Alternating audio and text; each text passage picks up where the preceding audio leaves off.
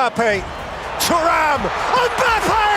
কাতারের সেই মহাকাব্যিক ফাইনালে হ্যাট্রিক করেও ট্রফি ছোঁয়া হয়নি কিলিয়ান এমবাপ্পের, কিন্তু 2026 বিশ্বকাপের নকআউট সমীকরণ বলছে দুই দলের কেউ পা পিছলে না পড়লে আবারও ফাইনালে মুখোমুখি হচ্ছে আর্জেন্টিনা ও ফ্রান্স।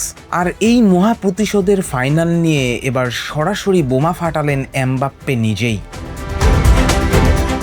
ফরাসি টেলিভিশন M6 এমবাপ্পেকে সরাসরি প্রশ্ন করেছিল, আর্জেন্টিনাকে সামনে পেলে সেটা কি কাতার ফাইনালের প্রতিশোধের ম্যাচ হবে? সবাই ভেবেছিল এমবাপ্পে হয়তো হুঙ্কার দেবেন, কিন্তু তিনি ছিলেন পুরোপুরি নিরুত্তাপ। বেশ শান্তভাবে প্রতিশোধের প্রসঙ্গ উড়িয়ে দিয়ে এমবাপ্পে বলেন, না, এটা কোনো প্রতিশোধ নয়, অতীত কখনো বদলানো যায় না। কাতার ফাইনালে আর্জেন্টিনা আমাদের হারিয়েছিল এবং ট্রফিটা তাদের প্রাপ্যই ছিল। গ্রুপ পর্বের সমীকরণ অনুযায়ী ফাইনালের আগে আর্জেন্টিনা ও ফ্রান্সের দেখা হওয়ার কোনো সুযোগ নেই। তবে দুই দল যেভাবে এগোচ্ছে তাতে ফুটবল বিশ্ব আবারও একটা স্বপ্নের ফাইনালের অপেক্ষায়। এমবাপ্পে সাফ জানিয়ে দিয়েছেন, আর্জেন্টিনাকে নিয়ে তাদের কোনো বাড়তি টেনশন নেই, মাঠে তারা শুধু নিজেদের সেরাটা দেবেন। সংবাদকর্মী তখন আরেকটি গুগলি ছুড়লেন। তিনি জিজ্ঞেস করলেন, এবার যদি আপনি একটি গোলও না পান কিন্তু ফ্রান্স বিশ্বকাপ জেতে তবে কি হবে? এমবাপ্পের জবাবটা ছিল খ্যাপাটে,